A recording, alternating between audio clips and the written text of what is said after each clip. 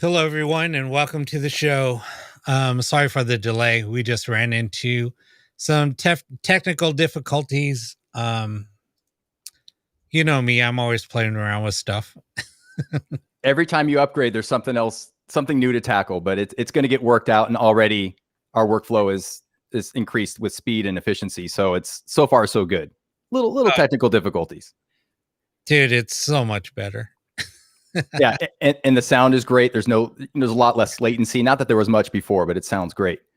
But we are streaming live to liveparanormal.com and their social media sites, as well as the Parawakening YouTube and Facebook channel, here as the sun sets in Los Angeles, California. Good evening, everyone, and good morning if you are our international listener. Yeah, welcome, everyone. So yeah, long story short, technical difficulties. I built a new audio rack,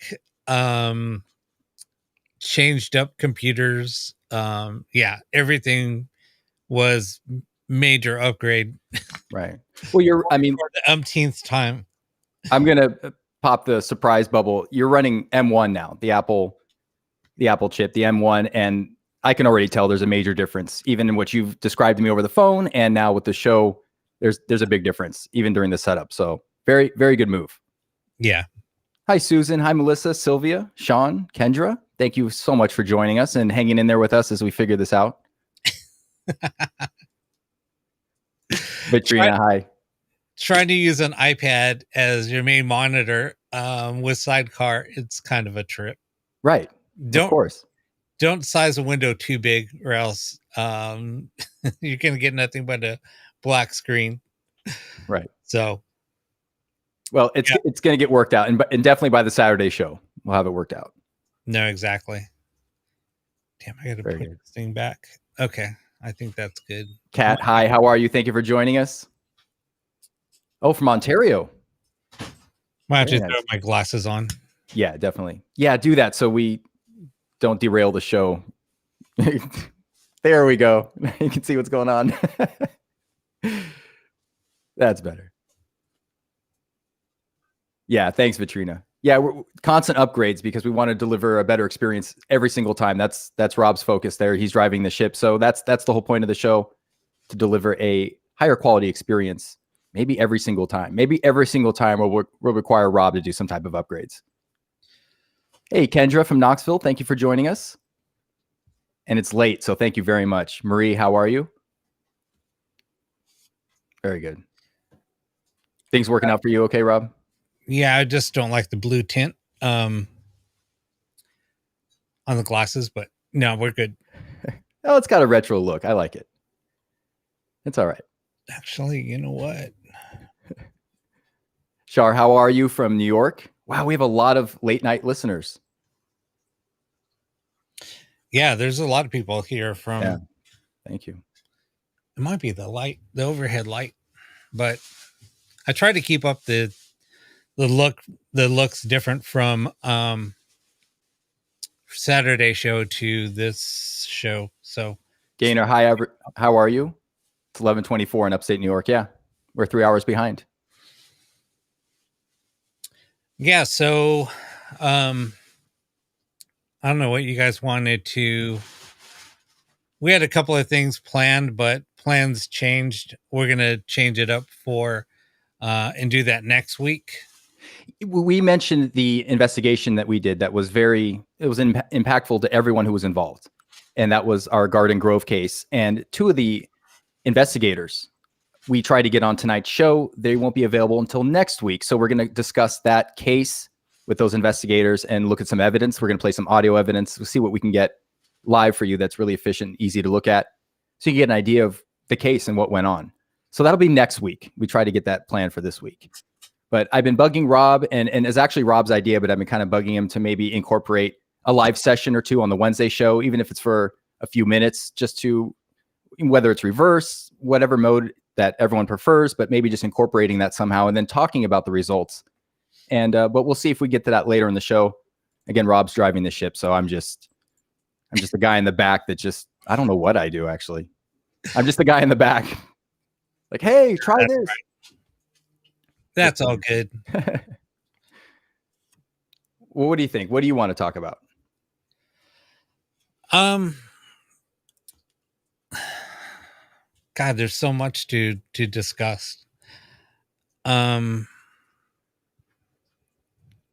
We've had messages in the inbox about ghost box setups, about what different setups people are using. We could address that question. That's come a few times actually.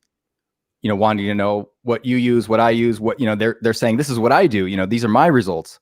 Just comparing notes and things like that. We could address that. I don't know if. Yeah, I think that would be a good starting point. Let's go ahead and do that.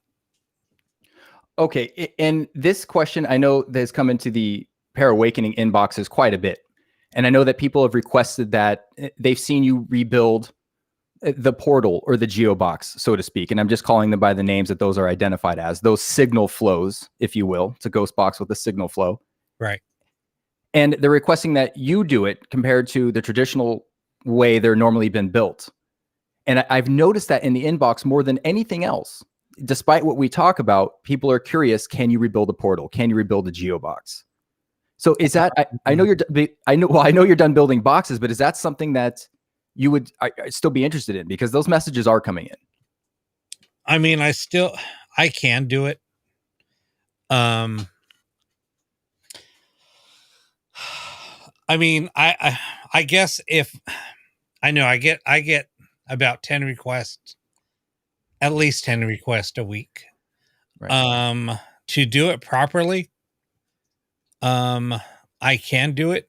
It's going to be a little pricey, and I'm not, trust me when I say it's pricey. The only reason why it's pricey is because of the parts that are needed for those devices. So just in parts alone, probably looking at $600. And that's not even, that's me charging you for what is the cost of the that's not even marking up the parts, which I never do.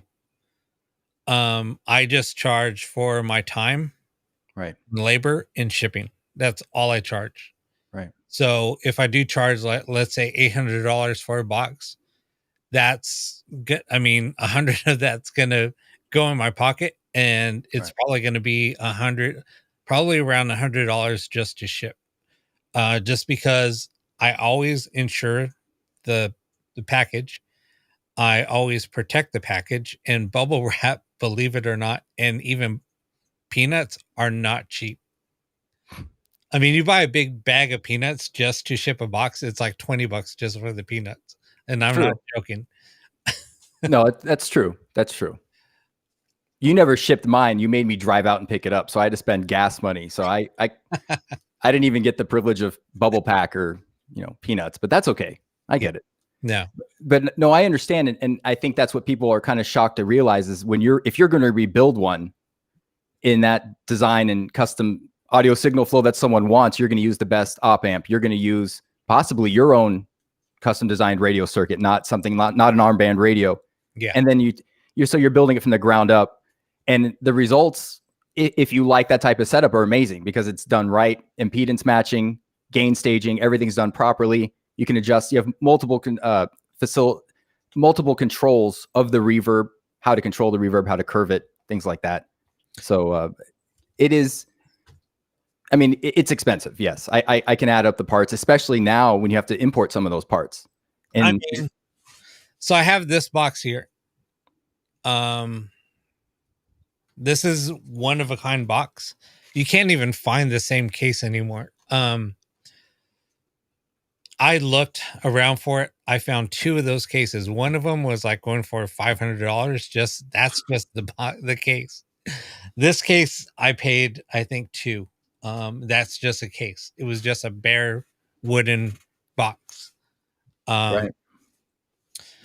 So, I mean, but if somebody does want to buy this box, I would sell it. I didn't know that. Wow. Yeah, if somebody wants to buy that box, I'll sell it. And it sounds exactly like, you can make it sound exactly like a Geo box, or you can take away all the reverb. Here, I'll post up a demo. Hold on. 1 second. Give me one. Crap. Yeah, but that is, I mean, literally, that is the bulk of the messages that come into the site are about that. And that's, we talked about that last time, is despite the fact that you and I have our opinions about that, or that may be a type of setup we don't frequently use, a lot of people use it and rely on it and swear by it. So there is something to that. And it just shocked me how many times, you know, for every 10 emails we get focusing around that design setup, that audio signal flow, we get one email about, you know, a more standard ghost box or a dry setup, if you will, without effects and without all the bells and whistles and things like that. Do you actually have a demo you can post up of how it sounds right now? I'm going to right now. Okay. Should I post up that box versus a Geobox video? Yeah, you might as well. I just don't want you to, with the new setup, close yourself out and then I'm running the show by myself. You know how that'll go. Yeah, let me get in the link right now. Okay. Oh, so you're just posting a link to the comments. I thought you were actually going to play it live on air. No. I'm going to just post it to the comments. Oh, what do I know? I'm sitting here like an idiot expecting a video to show up anytime soon. Okay, well, we'll keep the flow going then. But so that's one of the questions we get asked the most is can Rob rebuild that audio signal flow? And maybe many of you listening in the chat use that type of setup. And it can be expensive if you use top quality components all the way around. It can be very expensive. Yeah, it's not cheap. Gainer, I don't know. There's an option if you're in YouTube to remove captions. There should be an option there somewhere in YouTube. I off the top of my head, I don't remember, but I'm sorry you have the captions. That's got to be incredibly annoying. Yeah, Vitrina, exactly. A lot of people do like the captions, though. That's kind of funny. Right. Let me. How can I do this? No, keep on talking, Josh. I got to figure this.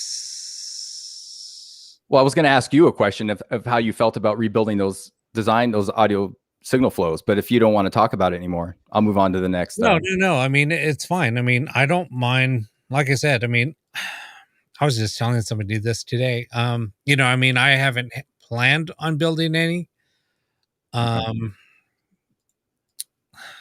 You know, and then after I was saying that today to somebody I was talking to, I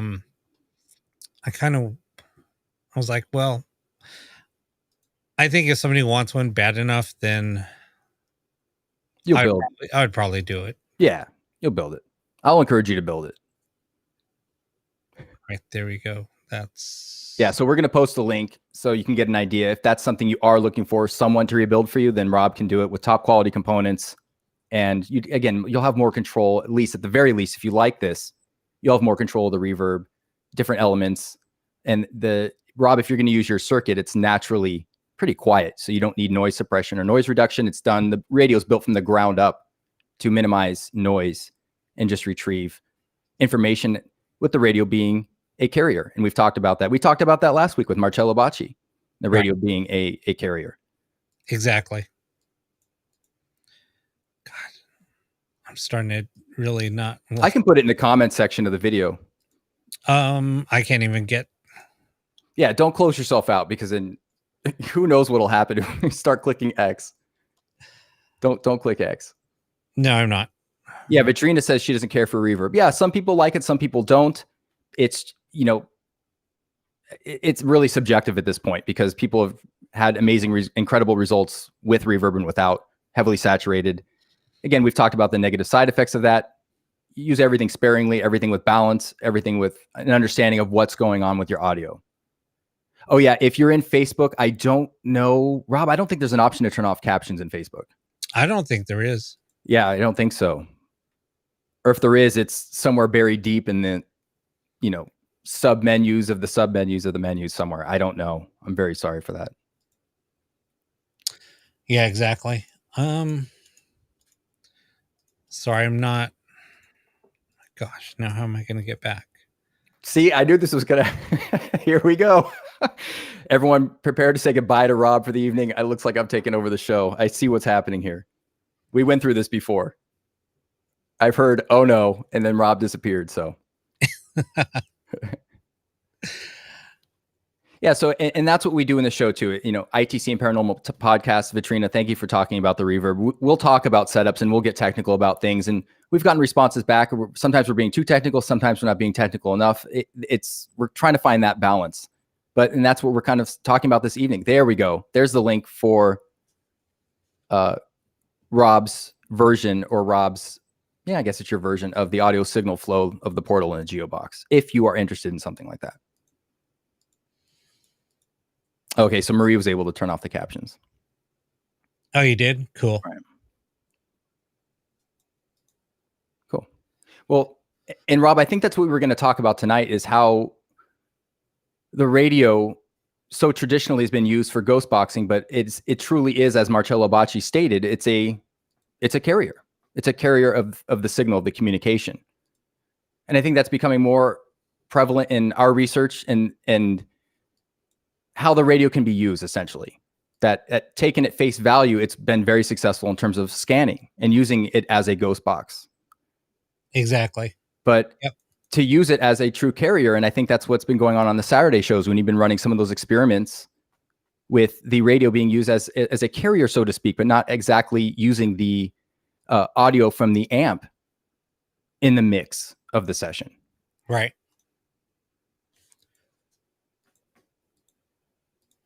I'm just trying to get something. Yeah, people are they're messing with the captions right now. So okay, it looks like there's directions to turn them off.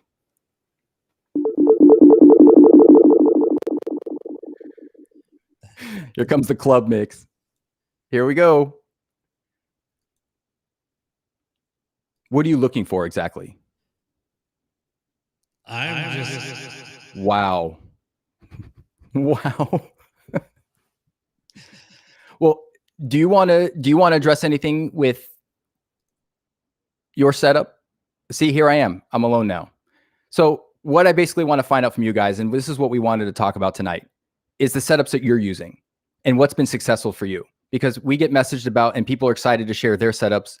There are so many different setups. And when you realize ITC as a standard provides the intelligent communication we know and receive, it can be personal and different for everyone. And everyone uses different setups. And that's something that Rob and I have been talking about a lot, and how no two setups are the same. Do you guys do anything special for Halloween? Marie, you know what? The show is still probably only about 5 or 6 months old. We haven't gotten to Halloween yet. I'd imagine I'll at least get Rob to run a ghost box session, or I can stream something. Maybe we'll stream the classics, Frank's box or mini box or something like that. We'll do something special for Halloween. So we'll figure that out. Sylvia says, and Sylvia's on our Saturday show all the time. And she says that Stan often tells Julie weather conditions can interfere with him communicating. So you are probably right about them using radio waves. And that's exactly it, Sylvia. A lot of what Marcello Bacci has discussed, and a lot of what we've talked about on this podcast, is the mesosphere. That's the area above the ionosphere, below the exosphere, where the free electrons help the communication. And if you notice at night with the ionosphere, it creates kind of a ceiling, and the AM signals are able to travel around the globe, in general, a lot further. And communication is a lot louder and is magnified. So we do know that the Earth's atmosphere contributes quite a bit to communication. And I can attest, and I can only speak for myself in my own research, but over the last 10 to 12 years, I've been running ghost boxes and working with radio-based ITC. Absolutely, especially with AM in the evening and working with the ionosphere, there is a big difference in communication, a very big difference. So weather and the barometer and the pressure, weather definitely impacts communication. And our atmosphere, Rob and I talk about this a lot, is kind of acting as a converter, if you will. It's helping to not only get the signals to us, but it might be a place like a converter where a lot of the communication is either magnified or it's directed to us in some additional way. Again, just a theory, but something to consider. So I definitely think weather plays a part of that. Absolutely. I ramble. You're like, yep, absolutely. No, is everything good now? Okay. No, everything's good. Okay. Now I know you got a new setup. I got to tease a little bit. Yeah, this is the first. I ran it earlier, just playing around with it, but something changed. Yeah. I can't figure it out right now. I will. It's probably testing you out too. It's like, let me see what this guy's patience level is. Let's try this. Let's just do this behind it. It's an M1 chip, dude. it's pissing me off. Yeah, there's probably some AI baked in there. It's like, oh, let's see if Rob likes this. Yeah, it's all right. Yeah, and that's something that, you know, Rob and I've noticed. And again, I'm just speaking to our research. I can't speak for everyone. I can't say this is a standard or an exact, you know, a permanent. But we've noticed the time of day, weather, you know, depending on, again, the atmosphere, what we're working with, what time of the day, the condition or status of the ionosphere, the mesosphere, has a lot to do with communication.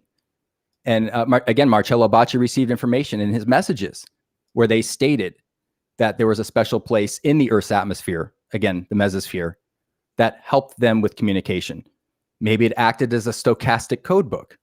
Maybe it helped convert, you know, the communication. Maybe it helped magnify it. Again, we don't quite know, but it is a theory. Right. No, I mean, just because of a lot of the things that that we're both working on now, it's totally changed the way communication, I don't know. How can I say it? Yeah, it's totally changed it's opened up a new whole realm of communication, of spirit communication. That's all. Well, and I ramble like a hype man about the Saturday show, but really that's where we have hours of evidence of that happening and that progression happening, and understanding more than not only can the radio be used differently, but at the same time, the other elements and variables are so important. The things that we, you know, that to be exact or neurotic, we would say, you know, log everything down to the, you know, pressure or barometer in the room, time of day, temperature outside, humidity, you know, things like this. It sounds silly, it sounds stupid, but so many of those attributes are part of the puzzle. Not just us as mediums or using our energy as part of ITC, but everything, the environment around us, the equipment we use, you know, the available, again, now we're looking at the Earth's atmosphere. We're looking at properties of physics, how our dimension works. So everything contributes to the bigger puzzle, the bigger picture. Yeah. Well, I mean, with everything that we're working on now, I mean, it's showing that radio isn't even required. Exactly. It can be used passively, essentially using it as, you know, they say, don't shoot the messenger type of thing. It's the radio's being used as literally a carrier or a messenger rather than taking its audible information that it's typically being used for. Right. It's almost like the side effect of something, or, you know, also there's this, and kind of focusing on that. Right. But I mean, we're not scanning radio, I mean, stations really. It's just leaving an open channel, basically. Well, and in the same way that white noise provides all frequencies at an equal sound intensity level, Right. you're basically opening up whatever band you're on, those frequencies, to say, hey, we're providing every single signal or station or interfrequency and frequency. Use those to carry your message. But what we're focusing on is what the message is, and trying to ignore the carrier, essentially. Did I say that right? No, yeah, no. I mean, and that's what we're looking at. I mean, right? I mean, that's what we're trying to do. I mean, we're just bringing in the messages and ignoring everything else in a sense. Yeah, well, the internals aren't ignoring anything, but to what we're hearing in our ears, it's being left out, essentially. You know, there was an analogy that you used. It's not really an analogy, but how would you describe what we're currently working on? You said it. I don't even want to repeat it because I'll ruin it. What we've done is recreated something that we recreated a ITC device that works the same way in theory as a DR60. But instead of using the microphone, we're using ambient frequency. Or the radio is the source. Radio, right.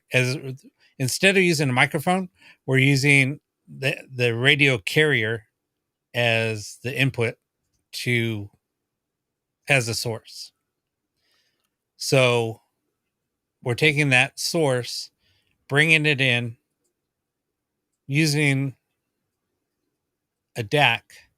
That DAC is then sending the signal out to the speakers, in a sense. Exactly. And I think when you say RRDR60, to be specific, it's a modern higher end version. We're not working in 8-bit 6.6 kilohertz. We're working in 24-bit, 96 kilohertz. I'm bouncing in 32-bit float, so I don't know about you.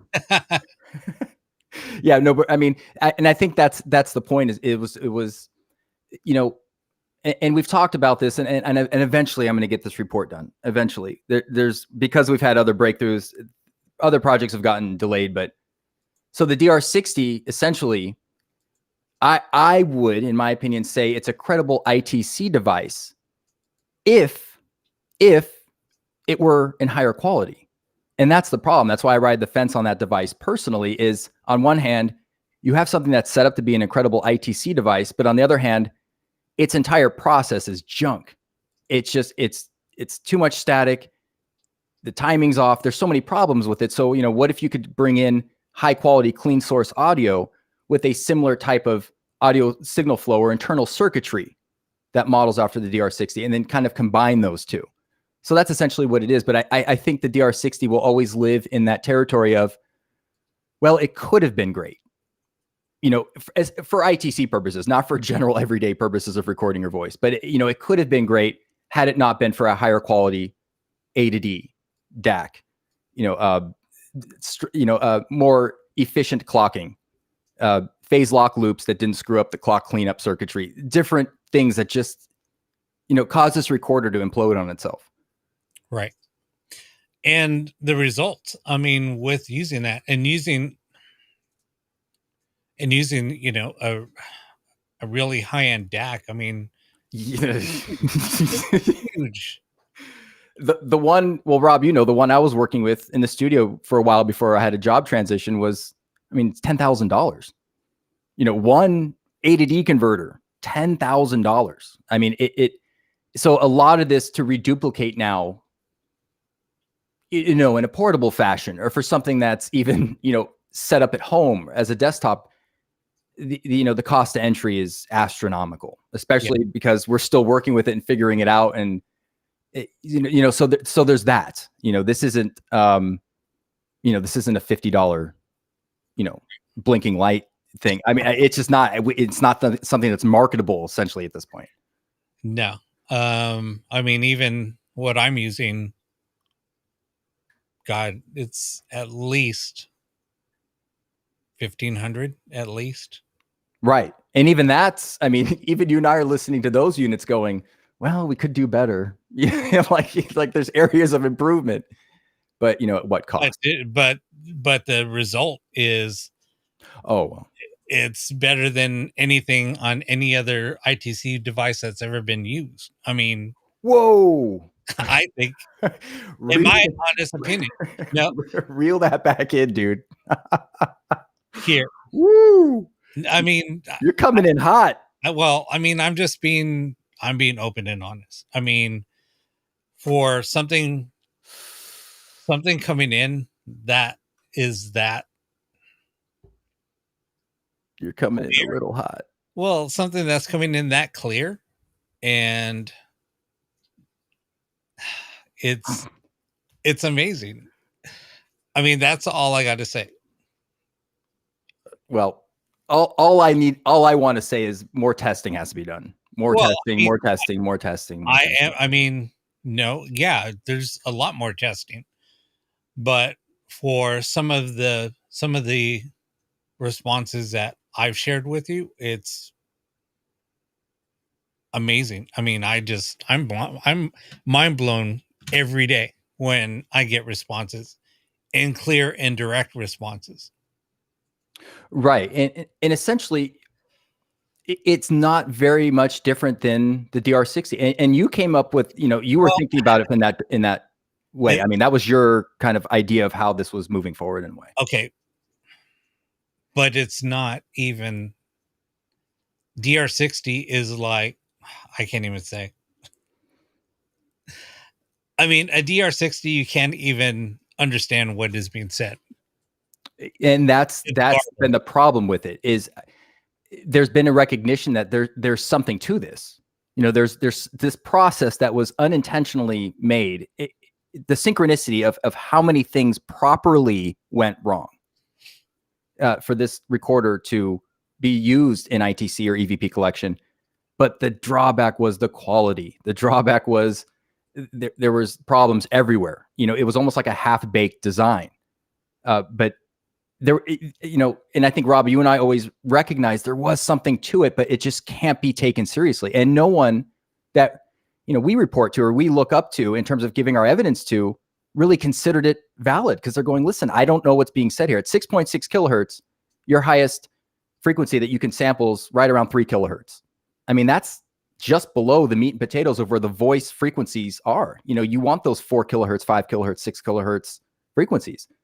And considering it comes out garbled and it's only sampling at 8-bit, it was really hard. It was ambiguous. Again, cat sounded like bat, sounded like, drat, rat, whatever. I mean, I don't even think it was 6. I think it was more like 6-bit or 4-bit than 8-bit. It could be. And I know that I think it took in information at 6-bit. It might have upscaled it for the A to D to 8-bit to, go around inside the internal circuitry at 8-bit, but it spit it back out. I think it's 6. I think it actually desamples itself in the DAC.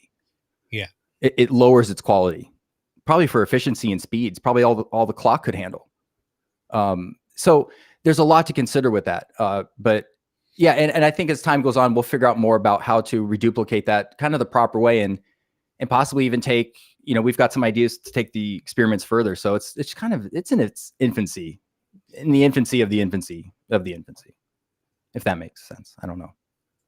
Yeah, I mean, but with all the audio that I have already, it's pretty crazy. I'm just trying to reel in your confidence in your marketing. I'm bringing the balance back in. Like, we still got to look at stuff. No. I get that. There's still a lot of testing to do. Right. But with the results in the early state, its early stages, it's crazy.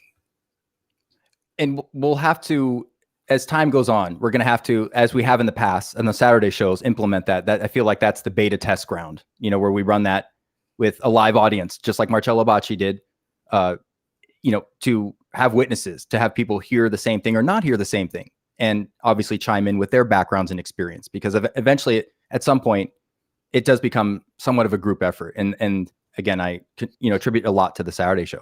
Well, I mean, I did do a session live a few weeks ago, right? And it was mind-blowing. And you even said, you were shocked that it was working on a live show. Yeah, I was still in theory it should work, but I was still shocked, because you never expect, I mean, after 12 years, oh my God, after 30 years of working with EVP, I mean, to have something like this show up, it's like, wait, is this really happening? Is this really working? So, I mean, there's a lot of that type of shock, but, and then for it to work live was equally as awesome. Just awesome. But again, it like everything else, it requires more testing, larger sample size. There's so many other variables that have to be considered, looked at. And someone mentioned here, I think it was it Sylvia or Vitrina? She asked if our brainwaves play an important role in this. I don't have proof of it, but in theory, and a lot of other people's theories, yes, that our energy and our brainwaves, we possibly could be picking up thoughts and energy from our subconscious mind. Yeah. We could be hearing ourselves besides hearing our loved ones, or interdimensional aliens, or beings we can't describe. Whatever it is, it could be a lot of things. Could be a lot of these things mixed in. We don't know. But yes, I think it would play a role. Oh, Julie. Yeah. Thank you, Julie. It was you. Sorry, I forgot who said that, but thank you, Julie. Yeah. And then I think also, I mean, the success that I've been having with it, I think honestly is, I think it has a lot to do with my abilities and my intent. Well, and we did talk about that last time, Rob, and how, even though I have slightly more experience in ITC, I'm not a builder like you were, but that you're getting communication that's 3 or 4 times as clear and effective and consistent than I am. And now with my research, I've been able to prove the radio is a carrier, like we talked about. But at the same time, it does come down to, and Ben Jenkins said, it comes down to intent. Yeah. There's something about you that's drawing in this communication that's even more powerful. That you're drawing it in more like a magnet, if you will. I'm getting enough to help prove it, and it's amazing. But what you're getting is just different. And again, that can be evidenced on the Saturday shows, multiple sessions. Yeah. I mean, yeah. When I was saying, when I did say it's the most impressive thing that I've ever heard, is because don't hold back, Rob.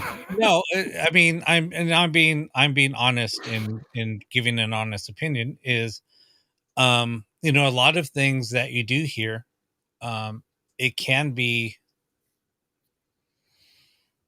I guess, there's a lot of things that can be said. Oh, it's just radio frequency coming through. As a skeptic, um, coming or listening, they have it would be a hard argument to win, because if a skeptic comes in, you're listening to a radio scanning frequency, and you're hearing certain responses come through, they can say, how do you know it's not a broadcast? And you can't. Right. You seriously can't. Right. There's no way to dispute that. So when I was saying, there was some early pioneers that I have heard a lot of their work, and this reminds me of their work. Okay. Okay. Your personal experience, or in general, what we're doing. Right. Okay. And in my personal experience, I mean, I've listened to, I've done so much research in ITC, and then watching other people's responses. And this is where I was a very big skeptic. And the only reason why I changed my opinion was because I was getting certain results. And even though I was a box builder, there was still, in the back of my mind, there was still some doubt.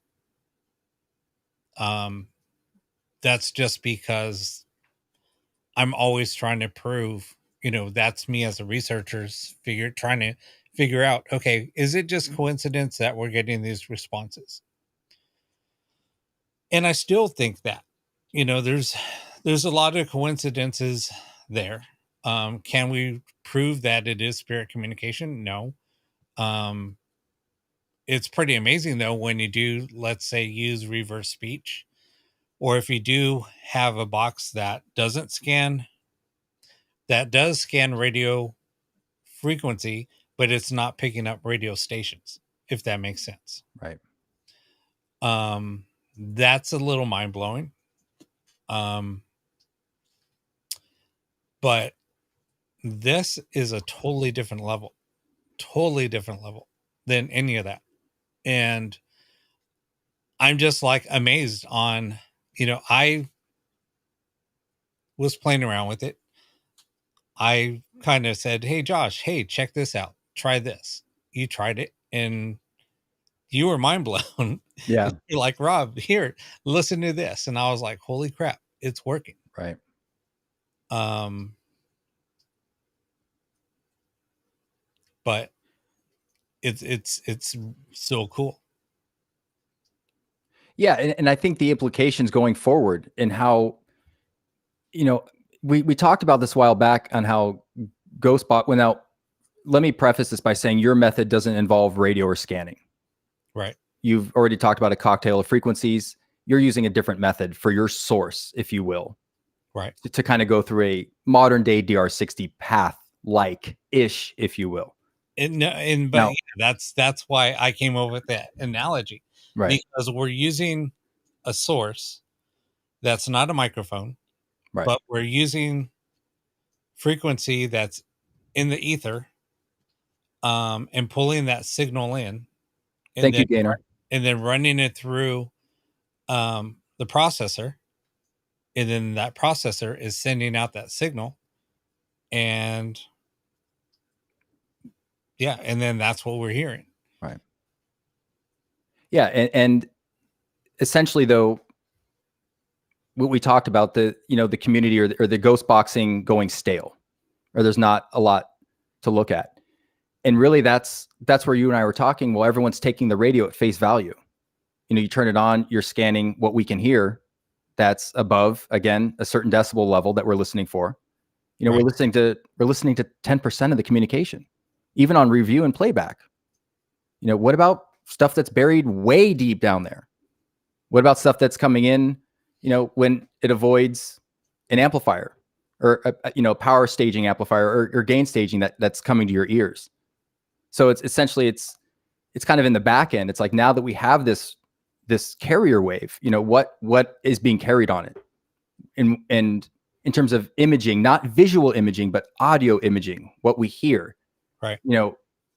We need to image the entire signal. Again, it's like we're only getting the surface face value of what we've done for so long. And so that's really just it. Using equipment to look in the back end, to look deeper with a microscope.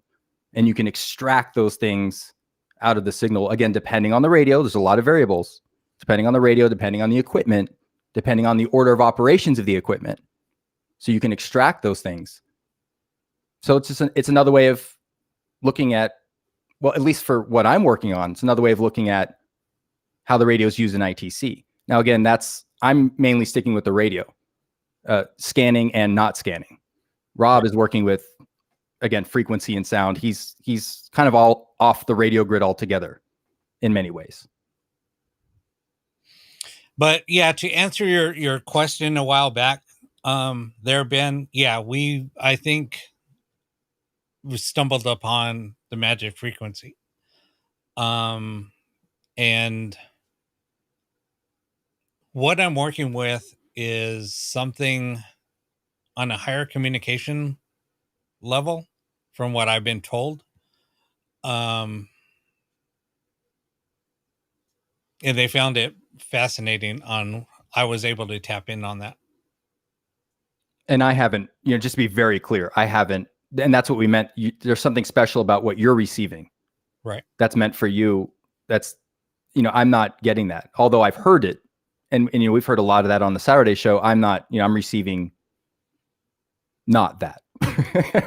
Just communication we're more or less all familiar with, just being delivered in a more consistent, fluid way. Yeah, and the frequencies that I'm picking up on, it's weird. It's hard to describe. I mean, I could play a clip. It's about 30 seconds long, if that. There's voices there. But the audio that comes through before, and it happens all the time. It's kind of crazy. And sometimes on the Saturday show, even though I'm not doing anything to do with that project, those same type of frequencies are coming through. Right.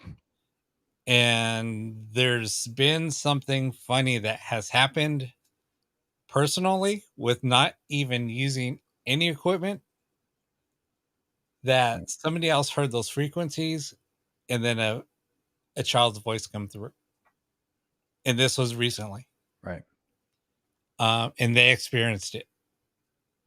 And it happened. Yeah, it's happened within the last couple of days. Right. And they were like, "What the hell are you doing? What the hell are you? You know, what's happening? Something's changed." Right. Well, and Ben is saying, Ben is funny. He's saying, play it. And we actually have every Saturday show, we've done some type of experiment or session. And now again, the sessions we've done on previous Saturday shows are kind of archaic now compared to how we've advanced over the weeks. But at the same time, there are examples of it. In fact, I think 2 Saturdays ago, Rob, I think it was the second or third session.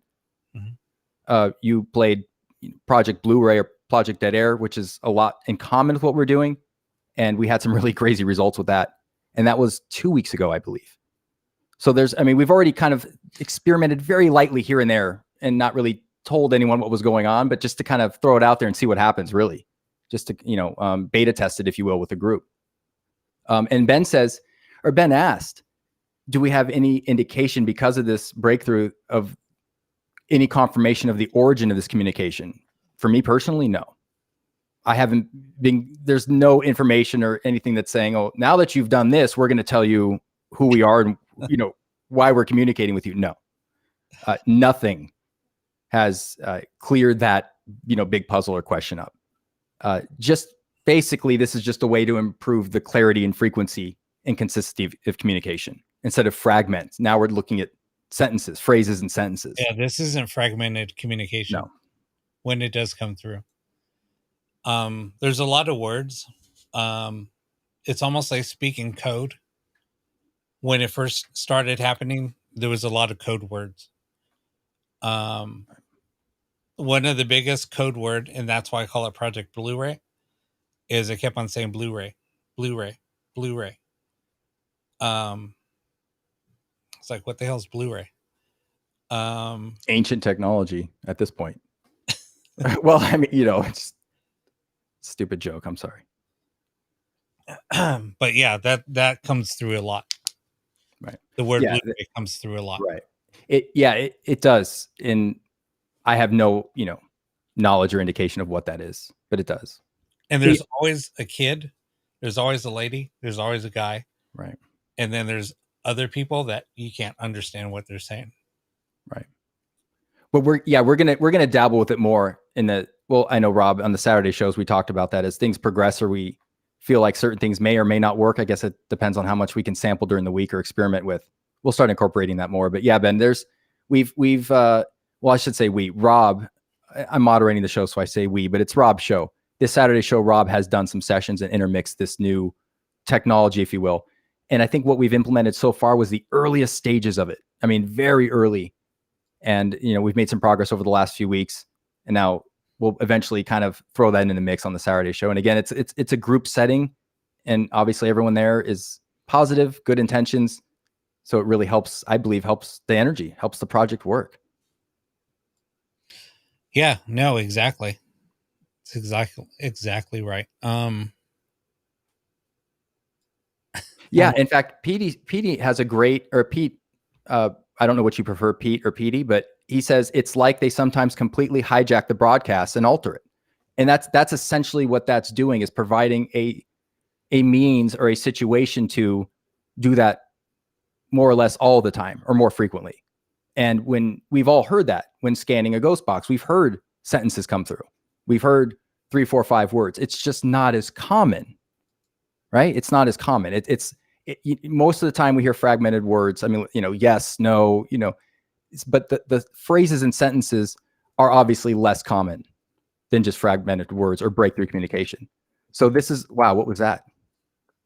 Did you do that, Rob? I didn't do that. Wow, my computer just absolutely had a seizure. Okay.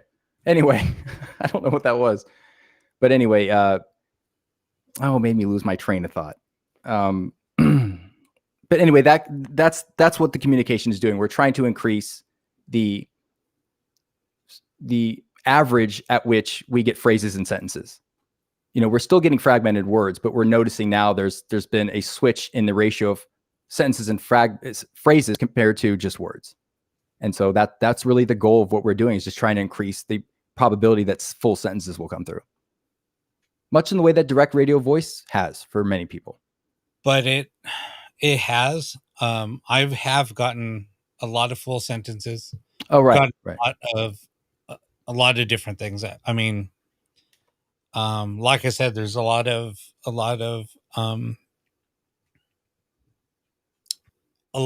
code words that are thrown in.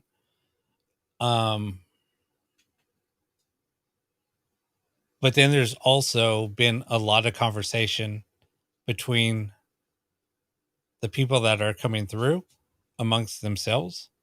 But then they're like, he's listening.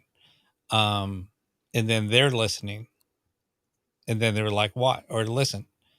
And Josh and I are talking about things. And then they're like, see, they can hear us.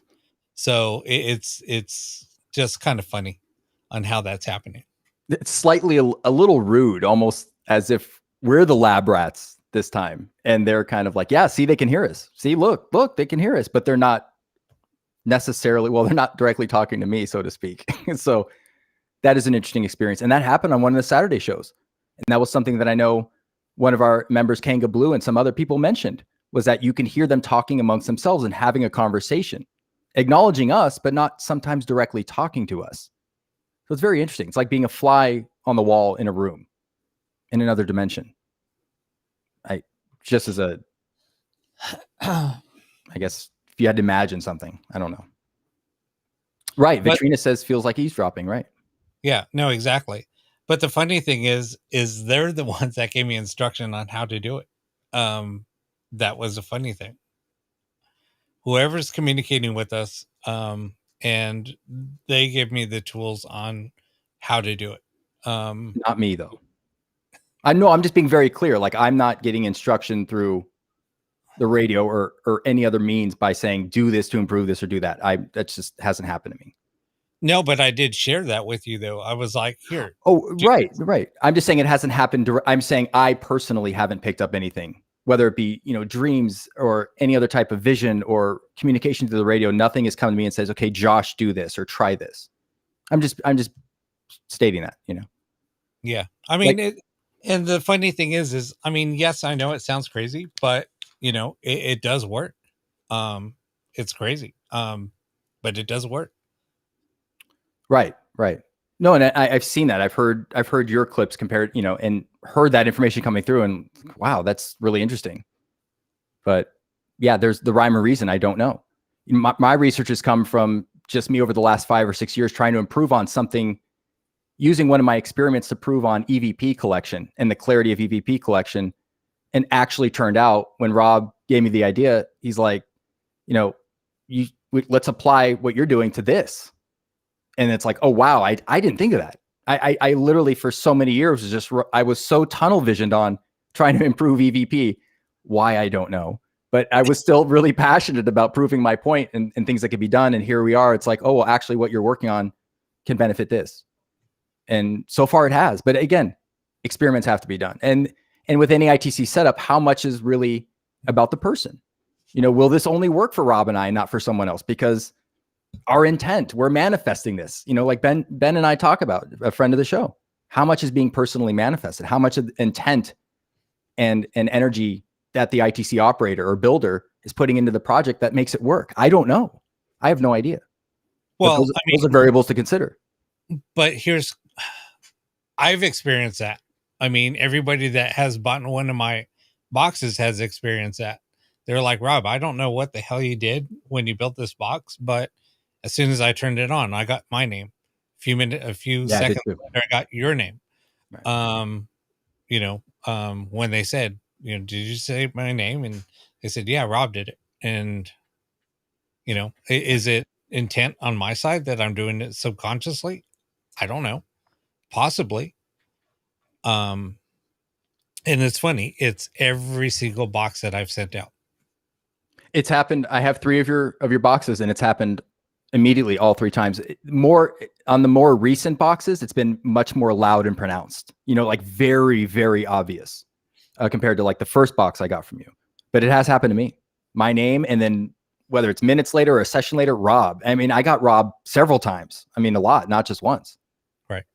But again, that's, and I'm not tooting my horn. I mean, I'm just saying. I mean, I think just with the topic that we're talking about, a lot of it has to do with intent. Right. I believe that. I mean, I can't prove anything, but I believe that. I don't. And I think once all of this, I mean, the way that this whole project manifested was, I think recently, um, I think I've opened up to my abilities more and more. Um, Yeah, I think it's a big part of it. and I think just with my sessions, me doing them every single week at the same exact time for several hours, a night, I just think when I was talking to somebody and I explained to her what has happened, um, she explained to me what that is and what's happening. Um, so as soon as that was said, I was contacted by somebody else and they kind of talked to me about it and they said that they told me what was happening and they've said that nobody's been able to do that. Um, but they get it visually and they hear the voices, but they didn't have the means of trying to, or weren't told on how to present that information to somebody else and have somebody else get it on a recording. Um, so yeah, and they were like, I don't know how you were able to do it, but you did it. And I sent them some samples of the audio I was getting, Right. and they were just like, "This is mind blowing." Right. And again, you and I have, in so many ways, advised each other in the sense that we're running very parallel in the experiments that we're trying, and I'm not getting that communication. So a lot of the time, it leads me to believe, what is it about Rob as an ITC operator or medium that's different than me? Because my communication maybe isn't as, I don't know if the word is profound, but I'm trying to find that type of word. It's I feel like my experiment might be 2 or 3 steps behind what you're doing because of your psychic or mediumship abilities. And it's just proving the point that I feel like ITC is, in some ways, there are many general, principles to ITC that everyone can receive this communication. It's for everyone.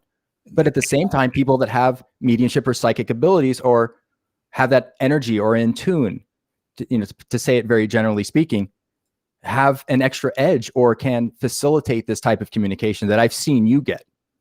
Although I think my experiments have helped to validate what you're getting in a different way, in that I'm doing this with scanning and non-scanning radio, and particularly a stall scan. I call 0G stall, but that we'll get into at another time. But you're doing it without radio. So it's kind of showing that there is a big, and Parasense said this, there's a big X factor in intent manifestation and the intent of what's going on. I really do. I believe that's a huge factor. No, absolutely. I can't prove, it's not something I can prove personally. I just speak for myself, but it certainly seems like there's a big factor to it. No, absolutely. I think you're absolutely right. I think a lot of people probably could do this, but I don't Right. know who all has the intent or the capabilities of doing it. I don't know. Um, I want to add to exactly what you're saying. As Sylvia's saying here in the comments, it is like me and Julie. She hears Stan a lot clearer telepathically than I do. There you go. Julie, we know, has abilities, and Sylvia has an incredibly strong connection with Stan. If you listen to the Saturday show, that's a highlight for everyone, is hearing from Stan and that constant confirmation. Again, I'm not claiming I know the origin of the communication, but what we would all assume to the best of our ability, that Stan is coming through and he's talking. And there again, an experiment like what we're doing, what Rob and I are doing, may work really well for Julie and Sylvia, and that connection and energy that's been established and is strong. And it may not work for someone else. So it's not like what we're working on is a new standard, so to speak. We can't exactly say that yet, but there is something to it. That's what we are saying. yeah, I mean, and who knows? I mean, there's still so much experimentation that we have Right. to do. Right. but in a sense, that's why I came up with. It was funny. I was in the shower and I was like, Josh, oh my god, I have the perfect analogy of what we did. We created um a DR60, to put it in layman's terms. um we're both, the devices that we're using, um we're pulling in a source. Right. The ADD converter is converting that source and then outputting it. Now there's a frequency that's involved. Right. I'm not going to get into everything else that is in detail or too complicated, It- but It's it's very technical and complicated. We're trying to dummy it down as much as we can. It's so yeah. yeah, but then so basically the ADD conversion is, it's taking that information, processing it, and then spitting out what's, I don't know, What it's, we want to hear. yeah, kind of We're, what we want to hear. we're, we're able to control what we want to hear and what we don't want to hear. Yeah, Uh, exactly. yeah. Yeah. And you know what? It's what I like about it too, is that we're not reliant.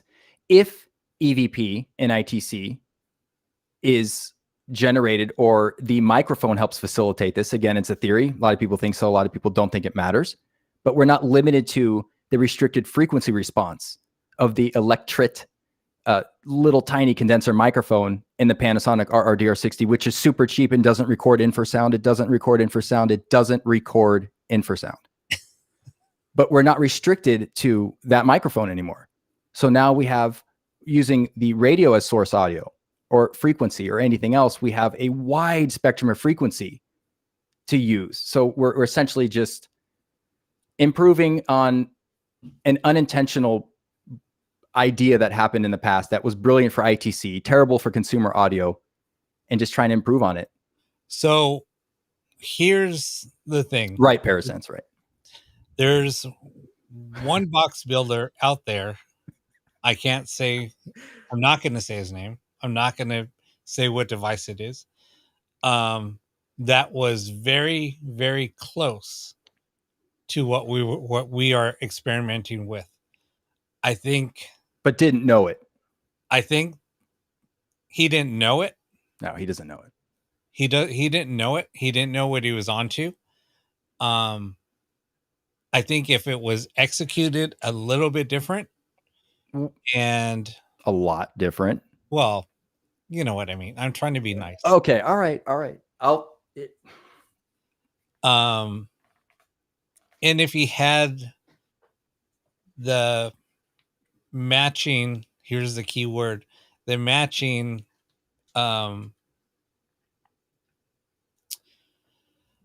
what is it? The matching ohm resistance, impedance, or impedance, right? The matching impedance on his components, the ohm matching impedance on his components, proper gain staging, right? The proper gain staging. I think, I think there would have been some voices picked up. If, and then the other thing is, if the noise to signal ratio was balanced correctly, and right, not oversaturated. Right. And that is the key. That is a huge key in what we're working on: signal to noise ratio. Yeah, that's a huge, right, huge difference. And in previous box designs in the past, how many times, Rob, do I bring up Ron Ricketts in the mini box, and his, as an electrical engineer, his concern was signal to noise ratio. What can I design so that we can hear the communication and leave out what we don't?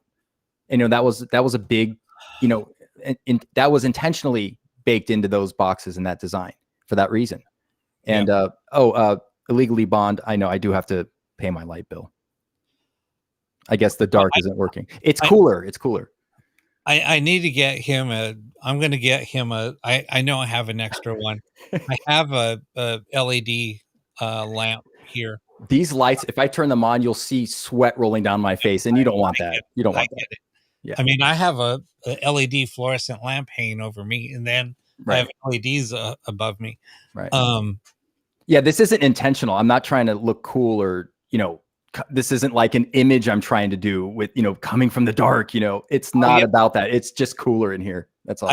I'll make you a couple of LED strips. Right. I'll make you a couple of blue LED strips. Okay.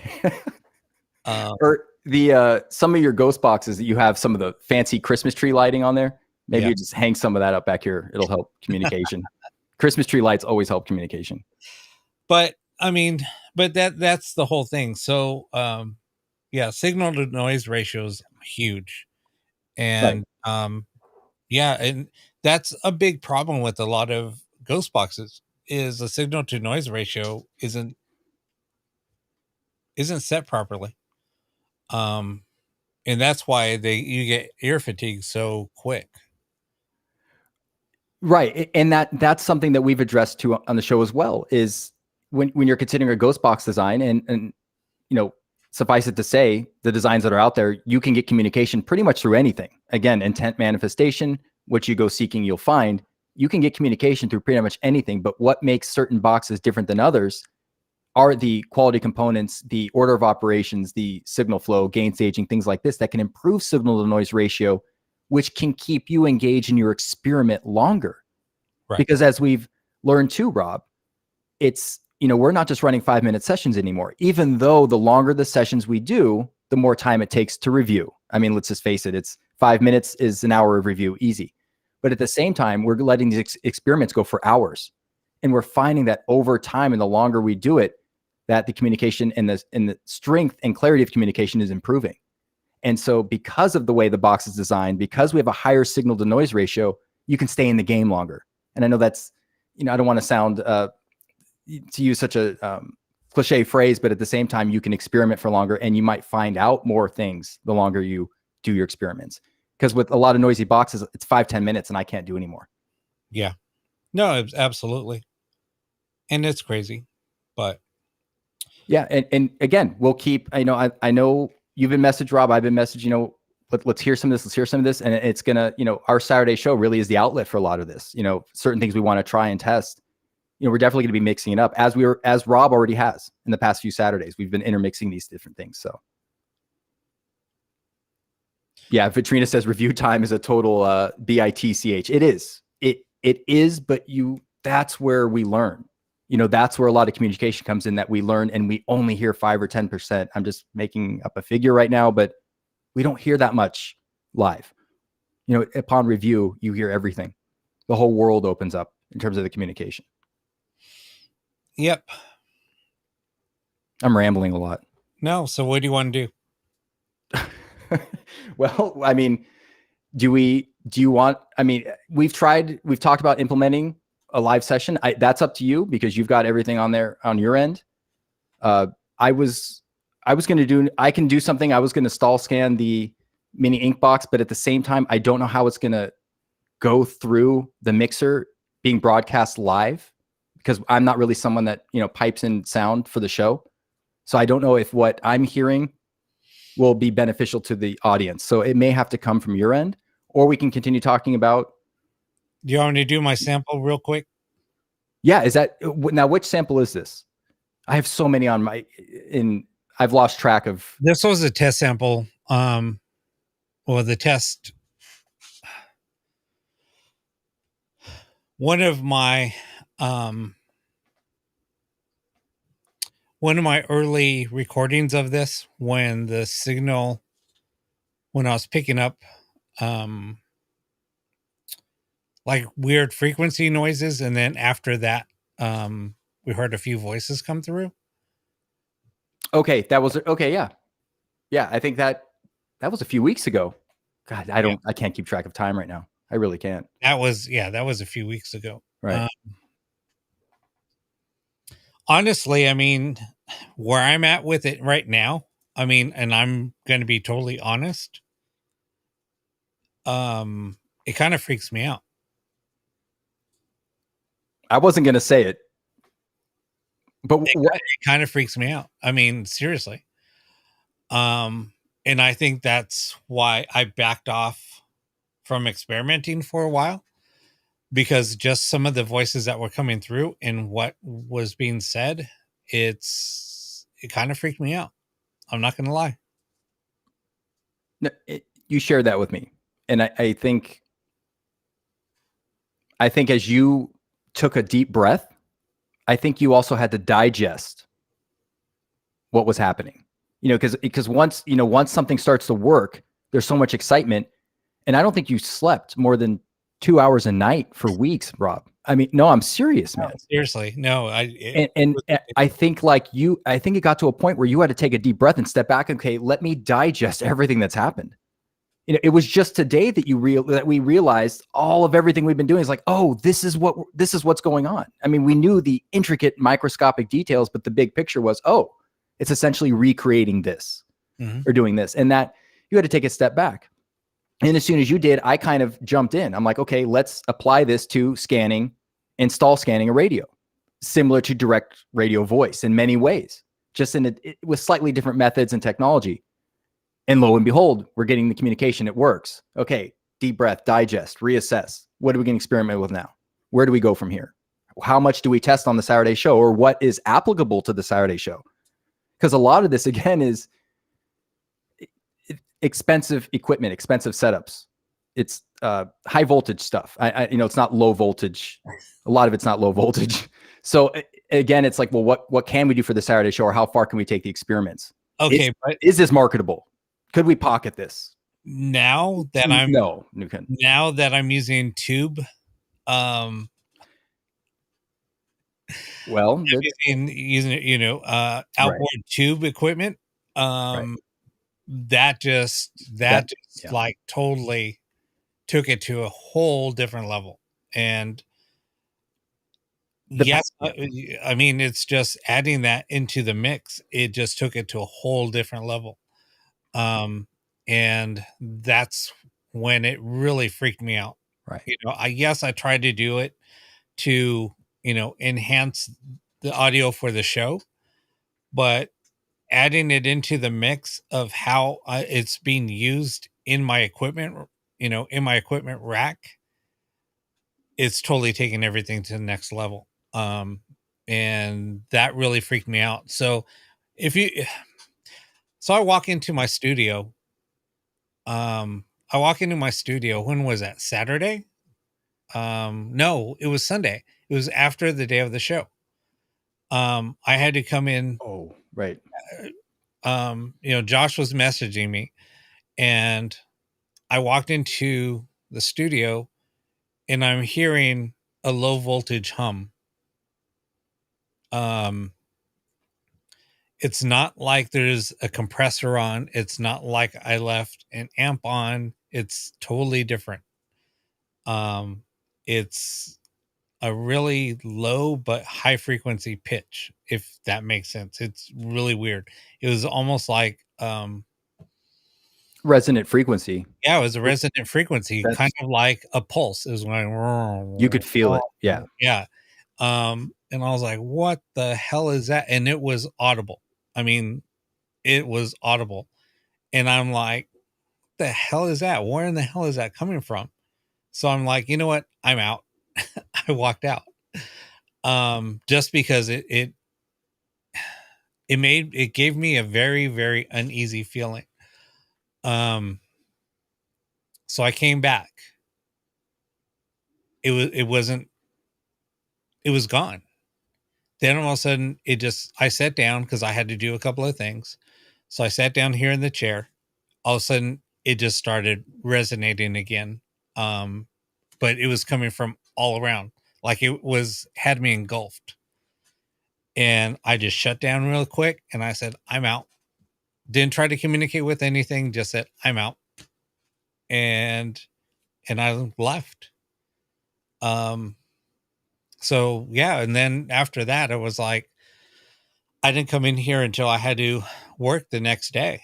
And even then it was like I'm telling you, I was a little uneasy. Understandable. But I got through it.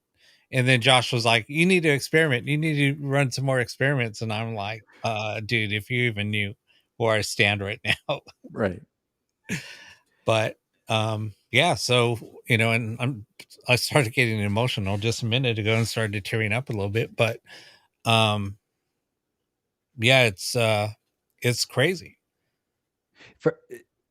I can tell you, and I haven't had the same experiences as you directly, although I've been witness to them.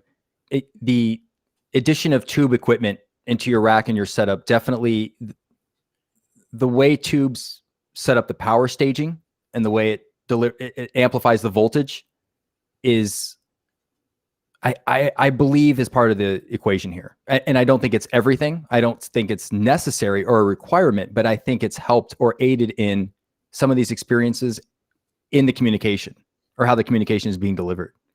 And I can't put my finger on it again, because it's not something I can prove essentially that it absolutely helps ITC, but there does seem to be some uncanny parallels with the increased communication and frequency of communication compared to, before tubes were implemented into the setup.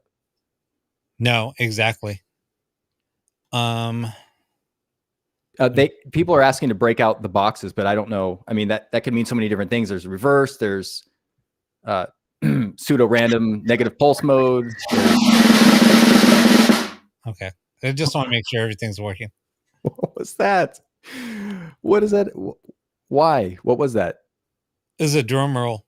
Oh, okay. Okay. You're giving yourself a drum roll. So maybe that means that I'm going to play something really quick. So I have it queued up. Okay. Go for it. Let me go ahead and play it. Okay.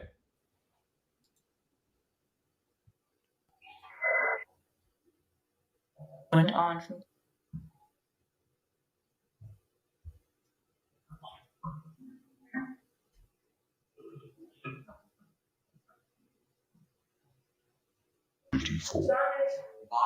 seven colors. Yes. Third.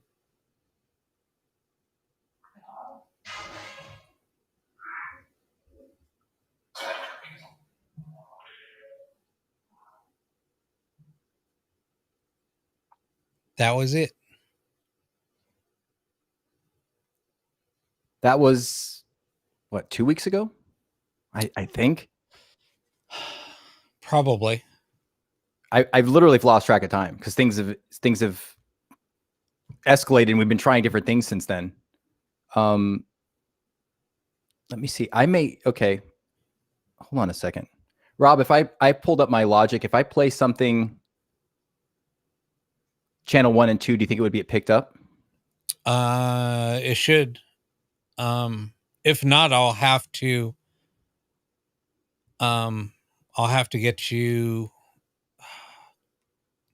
I think I need the plugin or something to be able to replay something live, right?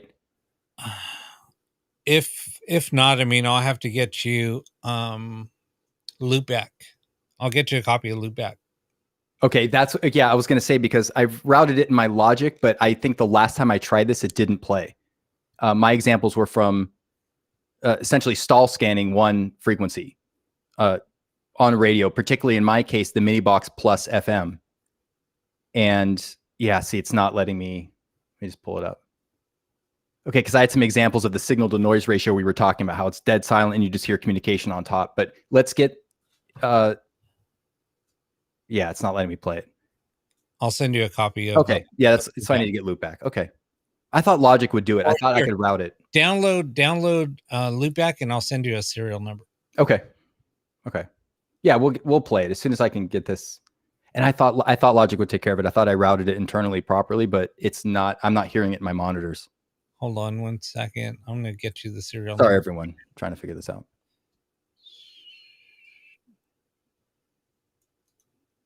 Yeah, Ben says Bocce explained how many tubes he was using, and a lot of times I believe his own technician took out the tubes and had success with that. Again, I don't know that it was as amplified to the point to where it was as loud or as clear, but at the same time, he was kind of a unique situation. He was getting communication even with it off. Let me see. Okay, there's the link. Okay, I'll download it. If you want to move on, I'll download it, see if I can get it done by the time the show ends. So that's the name. Let me redo that. That's the user or the name. Aren't you glad we waited till we were live to do this? And here's the serial number. Okay. So let me send you the link. Go ahead and we'll keep on talking. I think we got so excited to experiment and keep trying this further and further that we just the nitpickingness of the show and delivering the examples to you was left out of the equation. So sorry about that. Okay, let me get on it. Let's move on, and I'll get on it. That's where you download it, and Okay. then the username and then the password Okay. or the serial number. Okay. Yeah, and my examples are again using radio, where Rob in that case was not using any radio, and I was stall scanning a station. So there is a little bit of static. There is still, it's not as crystal clear as Rob's, but in the definition of improving signal to noise ratio, you can hear the responses, just completely clearly from, within the, I guess you would call it static or interfrequencies. Yeah. So and so when I'm sorry that we kind of jumped into something else. But did you hear? So you hear like this weird sound coming in, and then towards the end, that's basically what happens when audio or when communication starts to come through. It's almost like I don't know. It always picks up that weird signal coming through. It's almost like they're testing the signal. Yeah, and I've even gotten. They said, okay, well, in the beginning there was a woman that said it's on. After that noise came through, she said it's on, and then all of a sudden, other voices started coming through. There was other audio coming through, so it's like they're using a device to communicate. Also, right. So it's like, I don't know. It's weird. It's kind of like when we had Bruce on. Bruce was even talking about that.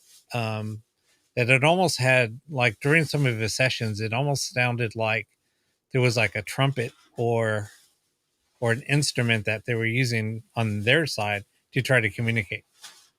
Right. Do you remember that part of the Yeah. conversation? Oh yeah, definitely. Sorry, I'm clicking yes to terms and conditions. So Okay. So anyway, so it's just kind of weird on how I'll play it again. Hold on. I'll play part of it again. Hold on. Okay.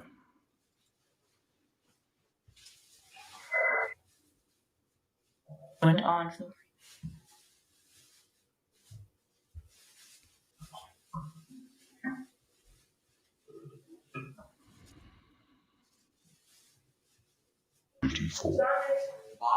Seven. Colors. S. Third.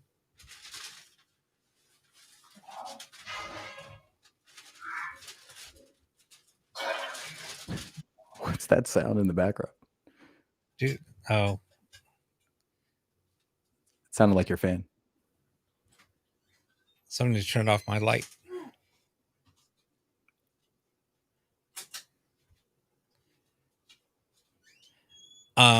Yeah, that I heard Saturn in there. I wasn't going to say anything, but yeah, it Okay, did say Saturn. And I get Saturn, I get Blu-ray. There's a bunch of different words that do come through. Like I said, they speak in code, but then sometimes they're like full on. They're listening, and then they're like, "Be careful." And then they'll also give me messages and say different things on. So it's like code on what to try. And then I try it, and then it's like, holy crap, that took it to the next level. It's just weird. I got like, you need to adjust the frequency. You need to adjust the audio setting. You need to adjust. There's always, you need to adjust, and then they'll give you a word. And then they'll say that's working better. Things like that. It's always like little things, Right. like they're trying to help improve the communication. Right. We can try my samples where I'm using scannable radio. Let me see. Can you tell me if you hear this, Rob? You ready? Go. Okay, hold on a second. Yeah. You can hear that? Yep. Okay, I'll play this first. Turn it up a little bit. Turn it up. How am I going to do that? Turn it up on the mixer. Yeah. You know what? Hold on a second. I wanted to gain stage it properly.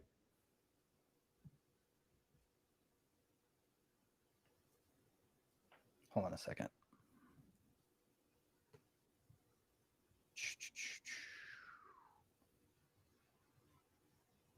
You know, I'm just going to add gain to the, give me 1 second. Yeah, try to add some gain to it. Yeah, I'm just going to do digital gain. It's easier. Whoops. So glad we're live right now doing this. My voice is going to be louder. Okay, we can try this. All right, let me know if this is any louder. Go for it. Do you hear that? Yep. Okay. To me, it sounds like we're here. Who is it? Okay, I'll play it again.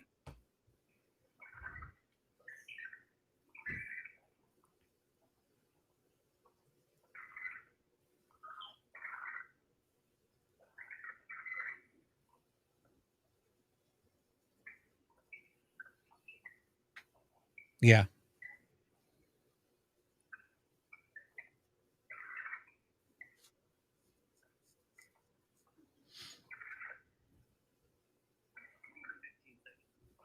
That was me.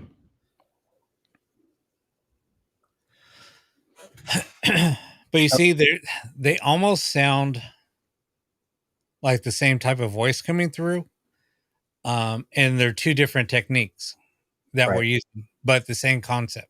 Here's the second one where someone says hello and you can just hear the signal to noise ratio improvement. I'll play this one really quick. And you can hear me talking. So in the beginning, I'm talking.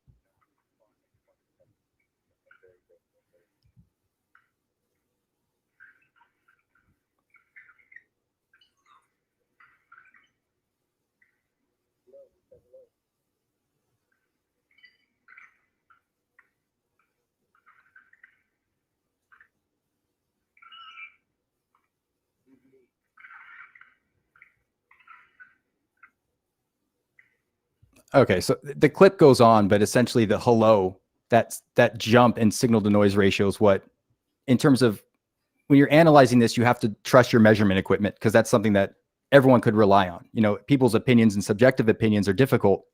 So it really comes down to, well, is something truly coming in at a higher signal to noise ratio? And that's, at least in terms of what I've ever gotten, and I've worked with some pretty quiet boxes, the signal to noise ratio is vastly improved.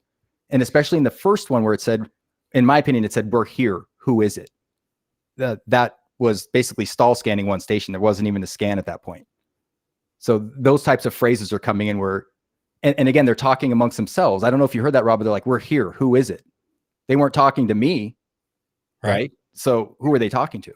And you can hear the louder. And again, it's going to be impossible to turn that up here for a live stream. But when you turn it up, you can hear them talking amongst themselves in full sentences. Let me turn this down, actually. Okay, we're back to normal now.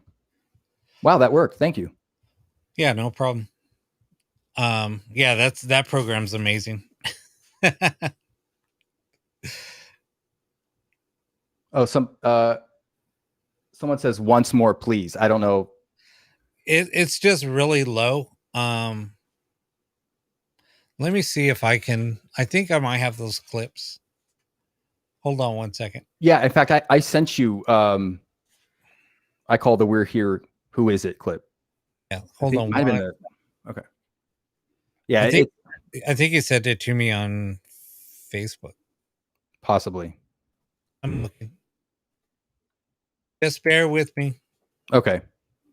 Yeah. So, and essentially that's, I mean, and unfortunately that's why we're literally installing programs with live on airs, because I think that, you know, with work schedules and things like that, we use whatever free time we have to experiment with this. And then we're delivering it to you live. Or like, oh gosh, how is this? You know, we didn't follow that thought through and say, well, how can we get it to you clearly and cleanly? I think the best way is going to be on the Saturday show because we can prepare for that. We can prepare ahead of time. We can test things out to make sure, especially what's happened in the last week is adequately represented on the Saturday show. That's kind of the deadline, if you will. How long was that clip? Like 1 minute and 39 seconds? I see a couple here. Yeah, I've sent that one was, let me see. The first one I sent you was 36 seconds. Yeah. Okay. So you want to play that one? Yeah, that was the first one I played. That again, I call it the "We're Here, Who Is It" clip. I don't know what to call it. That one's not loading. Let me do the second one. Okay.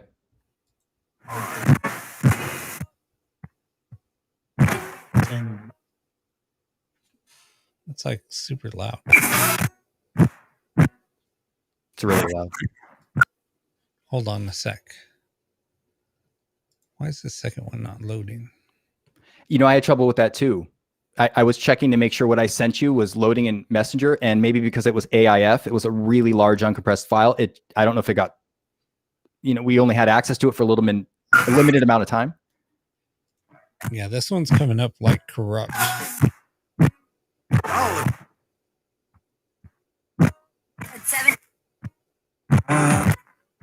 You hear Rob?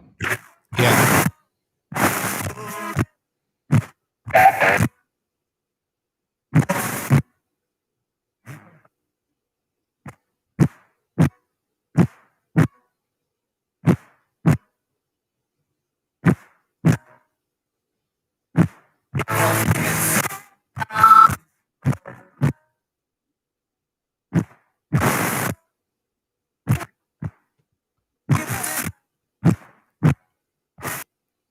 All right, I just stopped it. I don't even know which one that is. I've sent you so many. I don't even remember that. I really don't remember sending you that. It sounds like the Mini Box Plus FM line out, like no amplification, just straight out of the digital receiver. Maybe that's what it was. I don't know. I mean, we got to organize everything. It's a mess. But you know what? We just wanted to give you an example. I wish the other one would play.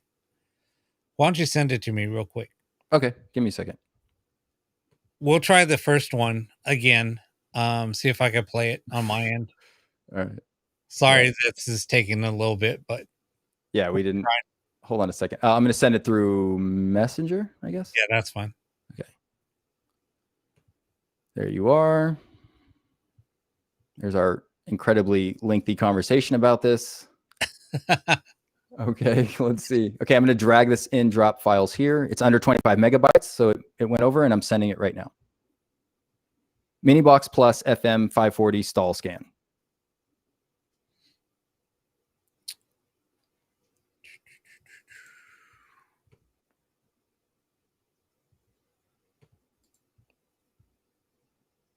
Thanks, Vitrina.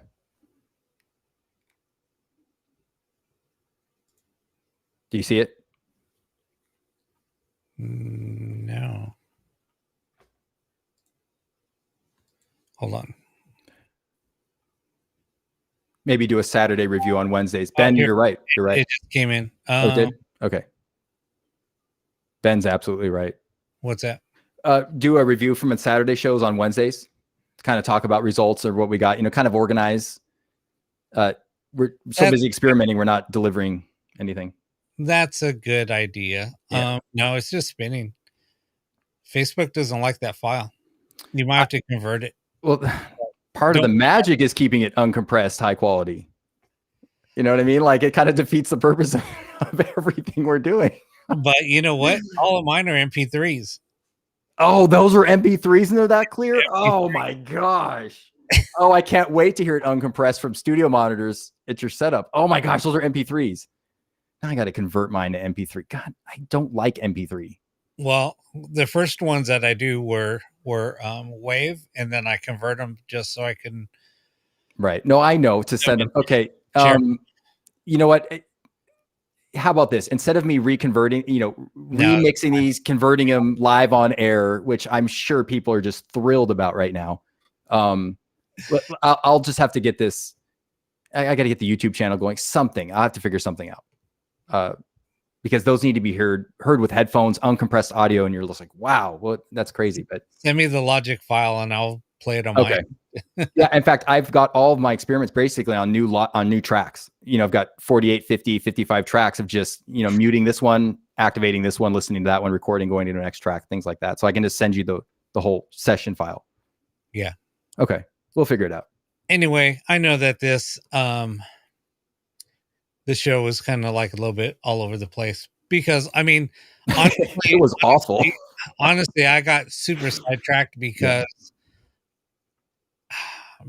I was trying to get my iPad working as a monitor.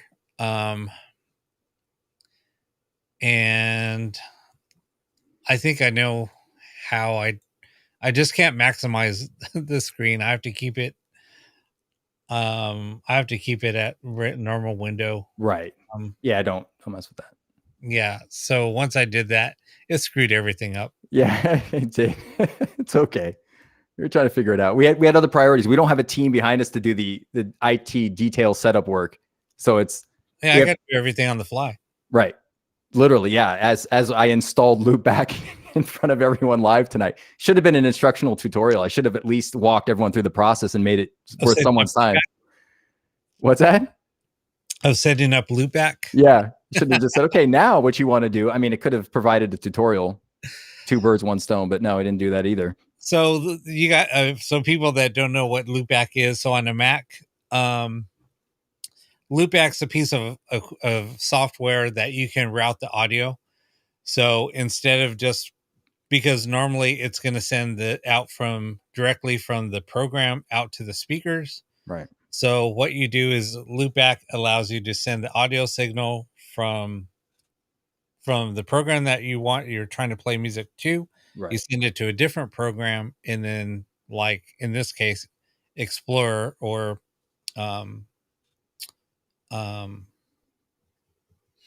I don't know, to your web browser, whichever browser, or you're probably using Safari.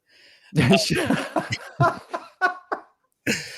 anyway, in that case, he's using Safari, so he's routing from Logic to Safari. I am not using Safari, sir. Out to the internet. I am not using Safari, sir. Oh, slap in the face. Cold as ice. No, you know what? Logic should have worked. Logic should have internal routing and software. I bust everything out properly. It should have worked. It didn't, but whatever. Yeah, it doesn't matter. That's not the stuff anyone cares about anyway. But we did that live just for you. Yeah, and Logic is audio software. It's for engineering tracks. Right, recording. Yeah, similar to Pro Tools or even Audacity is a type of DAW or DAW. They're all related in the same way where you can record something, take something analog, move it to digital, examine it, record it, produce it, mix it, bounce it, master it. Yeah, the whole thing. So a lot of musicians use that. It's good software. It's good. Yeah. So anyway. Well, then that's what we'll do. We'll start throwing this stuff up more organized and remember exactly what we wanted to play everyone for the Saturday show, or like even Ben said, talk about that on Wednesday and get more fluid and cohesive with what we're experimenting with, what we're showing, what we're just, instead of before it was just kind of, we're throwing it out there on the Saturday show as an experiment, not telling anyone what it is and just see if it works, see if anyone notices. And people did notice, but at the same time, be a little bit more clear about this is on this second session or third session, we're going to try this, or we're going to do this and go from there. Now I know Rob, you'll be streaming your methods. Mine, I can't really do that. So maybe I'll find a way to whatever I'm working on, get it to you ahead of time so we can play it for the show. And it's, more intelligible. It's audible. It's, the volume's up. You can hear it. Yeah. So good. Very good. All right, cool. So are you wrapping it up? Was that so it's getting late? No. I was just reading what okay. Ben said. I mean, honestly, Rob's reaction's been classic. I'm going to be honest. We weren't even sure if we wanted to discuss what we're working on yet. Just because we're still experimenting, but honestly, I mean, in such a short period of time, It's come a long way already. But I know that there's still more work to be done. And we're talking about maybe other ADD converters to use. We're trying to look at different hardware possibly Right. to Even to use. right. Yeah. Even or even as we discussed, breadboarding something from the ground up.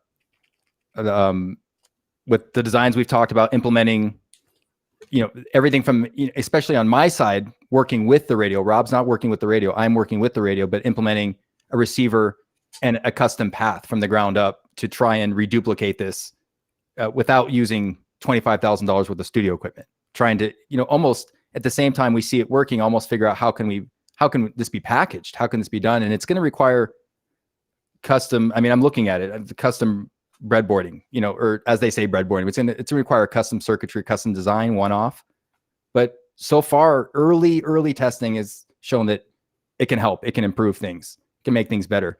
And really, again, it's like Rob said, it's going back to the DR60. What was, there's so many things wrong with that, but what was good about it? It actually, at the very core of it, had a brilliant idea. It just was executed in the worst way possible. Yeah. But it does have some it has valid use. Well, not the DR60 in my opinion, because it's the bit rate and the quality is so poor, but at the same time, similar principles are what we have found are actually helping with what we're doing. So yeah, we'll see what becomes of it. I mean, because of everything that has been so stagnant for so long and nothing new was being implemented. Nothing new that has been introduced in the field. So we kind of took a few steps back. Well, I feel like I did with some ideas that were given to me. And I just think that there was a lot of things that were skipped. I think that the information was shared at one point in time, but that person is no longer with us. And I don't think he knew exactly how to implement it. I don't know if he was given the direction on what to do. Honestly, I don't think he was yet. But anyway, so yeah, and as we go further along and we try and experiment with this, it's also, I mean, a lot of this was depending on the operator, seeing how much of a part of it is us, to make sure it's not a fluke, to make sure it's not something that's not reduplicatable. I said that right the first time, not reduplicatable, in terms of maybe there is just a perfect storm going on with Rob and I in every way possible. I don't know. That's what we don't know, but we know that in terms of the tech that we've implemented, there are measurable successes, not subjective, but objective. Higher signal to noise ratio, lower noise floor, proper power, proper gain staging. So there's certain things that we can measure and say, what, these are measurable improvements. We can actually objectively say these statistics are getting better. So no matter how Rob and I perceive it, we're still moving forward in the sense that, well, if we can help a little bit, maybe it was a big impact on us, but maybe what we can provide is just a little bit more, it can help. We don't know yet. So I think we're still trying to figure out the impact it will have, whether it be big or small. Who knows? And going back to, my emotions, I mean, I kept on saying, why me? Why are you giving me this information? And why you, Rob? Why, why? A lot. Yeah, there was a lot of whys. But, and then also with that whole thing that was happening, it was freaking me out. I mean, seriously, I was, and I keep on saying that. I mean, but honestly, I broke down over the phone with Josh when I was talking about it because I was it affected me that bad. It did. And especially with what you were working with, that it was 3 or 4 steps ahead of anything that we had discussed that I was working with. It brought so much emotion out of you naturally. And again, I always say this, but you have to watch the Saturday shows because you can see and feel Rob change. You can feel the mood change. If you're watching the show, you can feel the energy and you can see how it's affecting Rob. And, those are, again, variables that we have to consider or take into consideration. How much of this is Rob? How much of this is his ability? Maybe the technology has nothing to do with it. I mean, I don't know. Maybe it's just synchronicity in that way. So that's something that we have to continue to find out and look further into. Yeah, I don't know. I don't have any answers. Right. Like I said, the only thing I keep on saying is why. Right. And like I said, I mean, I'm not gonna lie. I mean, it does freak me out still. That's why I took a step back and I said, I don't even want to touch this. Right. For a little while, I mean, seriously, I did not want to even fire up my audio rack. Right. Because I didn't want to, I was afraid of what am I going to hear now? What's going to come through? Right. Well, and that's what we'll do. We'll start implementing this a little bit better for the Saturday shows, and we'll start to kind of organize ourselves a little bit better. And I think that's a big part of this is organizing the experiment, organizing the project, and going forward like that with some type of organization. Absolutely. I mean, it's exciting. Don't get me wrong. But at the same time, it is a little scary.